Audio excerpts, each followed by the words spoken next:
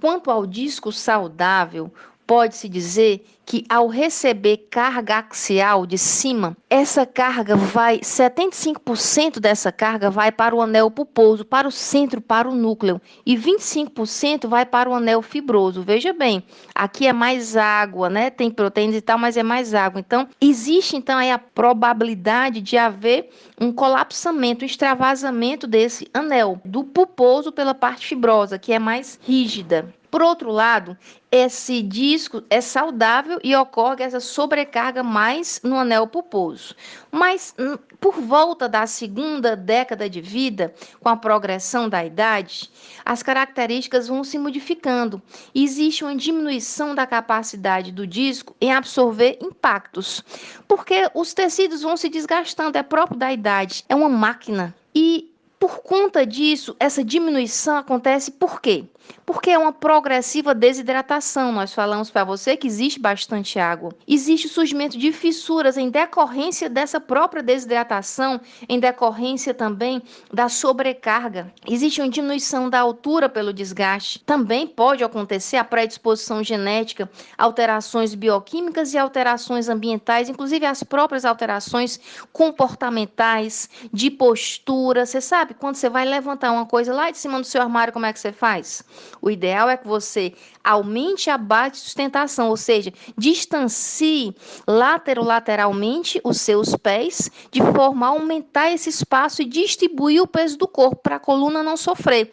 Ah, é muito alto, professora, eu não consigo. Põe escada, põe um banquinho, põe algo seguro, mas não fica na ponta de pé porque você sobrecarrega muito. Então, essas alterações ambientais, de postura e a própria atividade laboral, aquelas pessoas que carregam peso nas costas, que carregam peso na cabeça, as mochilas pesadas e incorretas dos estudantes, tudo isso leva a longo prazo esse desenvolvimento, sabe por quê? Porque quando você é jovem, a máquina está novinha, está tudo perfeitinho, funciona. Você acha que não acontece nada, mas depois as consequências advêm. Então, nós falamos um disco saudável, na progressão com a idade, e agora vamos conversar um pouquinho sobre a síndrome dolorosa do disco intervertebral lombar. Nós falamos para você que hérnia de disco dói. Por que dói? Nós temos raízes nervosas lombosacras, que eu conversei com você. Existe L1 vértebra e existe L1 raiz nervosa, que nós já conversamos um pouquinho sobre a anatomia nos vídeos iniciais. Você volta lá e dá uma olhadinha que você vai entender bem direitinho. Qualquer coisa, tira dúvida aqui com a gente no canal. Pois bem, essas raízes nervosas lombosacras, elas podem estar irritadas devido ao alongamento, estiramento delas sobre um disco projetado ou com prolapso. Extravasou, está empurrando lá a raiz nervosa. Olha, raiz nervosa, nervo, sensação, dor. E quanto aos nervos espinhais? Eles podem ser irritados por outros motivos, como, por exemplo, pela presença de artroses articulares. Em que articulações? Nas igoapófisárias. Também pela hipertrofia do ligamento amarelo, pela presença de osteófitos marginais, por processos infecciosos, por tumor, por alguma protusão do disco. Tudo isso pode irritar os nervos espinhais. E quanto às ramificações dorsais, como é que pode haver dor nesse caso? Elas podem ser irritadas também por artrose, só que aqui na faceta articular, que fica próximozinho dessas ramificações dorsais, só se olhar na anatomia. Também por algum processo de subluxação local, artrose da articulação sacroiliaca, que é próximo lá nas ramificações dorsais, uma compressão do processo espinhoso local, uma hiperlordose, escoliose. Lembrando, existe a lordose lombar e existe a o aumento dessa lordose. Então, quando se fala em hiper, é algo a mais e isso deve ser levado em conta. Quanto aos nervos sinovertebrais, que também podem ser chamados de meníngio recorrente. Nesse caso, eles podem ser irritados por lesões do anel ou do ligamento longitudinal posterior. Então, essas são as possíveis causas de irritação e, por consequência, de lesão na área lombar, podendo levar à hérnia de disco. E qual seria a etiologia, a causa da hérnia de disco lombar? Vamos descobrir juntos. De fato, a etiologia é multifatorial. O que significa dizer isso, professora? Estão escondendo, estão querendo fugir da resposta básica? Não é bem isso, não. Causa multifatorial, são N fatores, muitos fatores, não é só um que explica aquilo propriamente. Porque você veja bem, se existisse apenas um fator que causasse uma determinada patologia, se descobriria a causa com muita facilidade. E não é o caso. Pois bem, quanto a essa etiologia multifatorial, existem agentes que podem acelerar esse processo. Por exemplo, a herança genética, predisposição genética, o envelhecimento natural dos discos e o sedentarismo, aquelas pessoas que passam muito tempo fazendo a mesma coisa, não param de 2 em 2 horas para se alongar e assim por diante. Há um risco adicional quanto a essa patologia.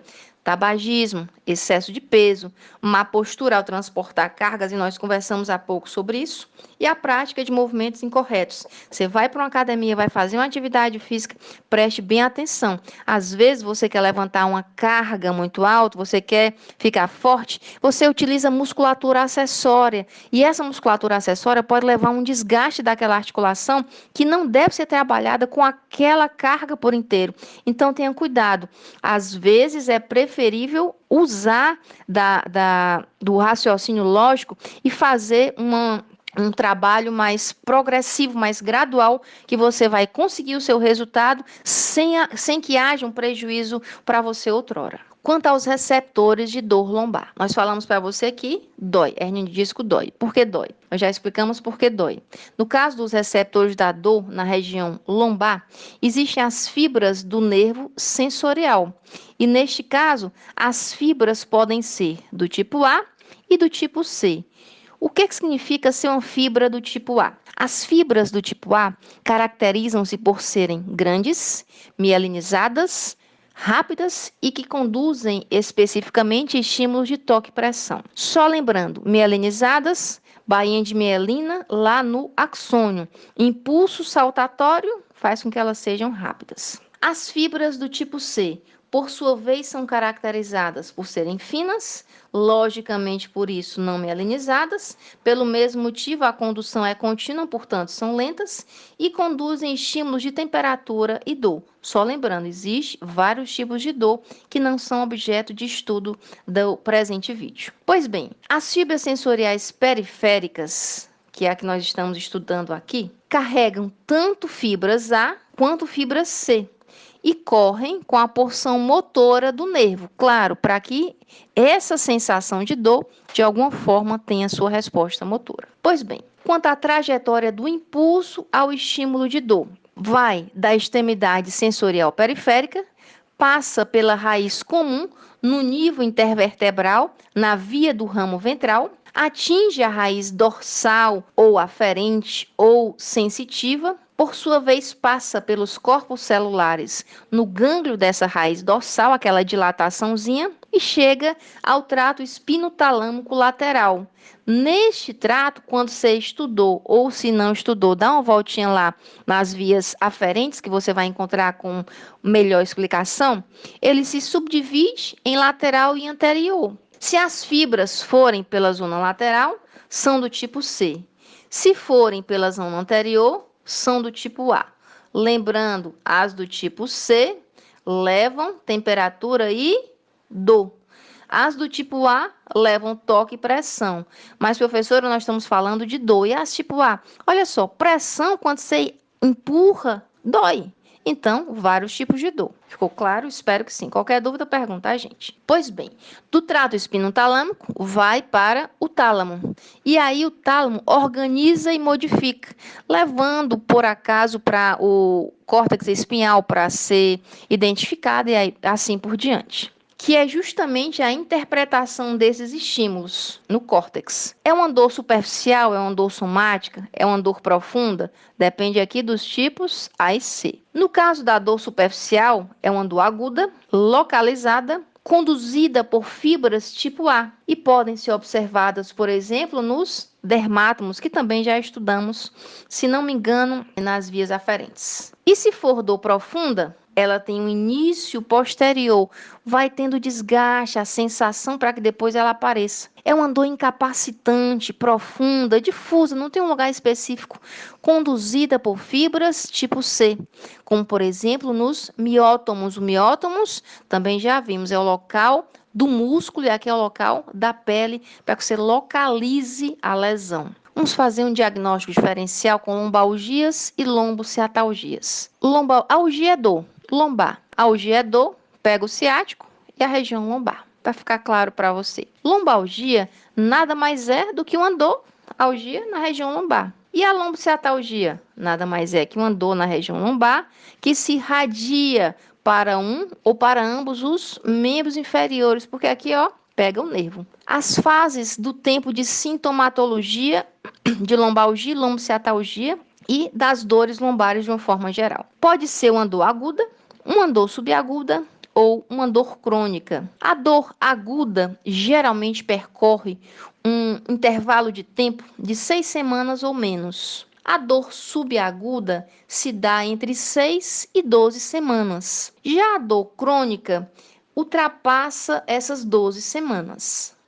É isso aí, pessoal. Obrigada por assistirem a mais um vídeo e não se esqueçam de curtir as aulas, se inscrever no canal e indicar aos amigos.